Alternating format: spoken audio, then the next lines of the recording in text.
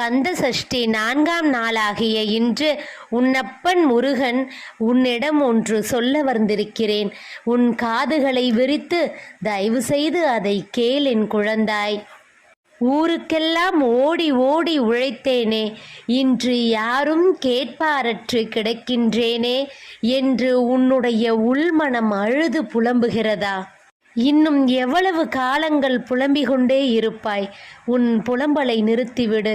நீ ஓரடி வைத்தால் 100 அடி உன்னை அழைத்து செல்ல நான் தயாராக காத்து கொண்டிருக்கிறேன்.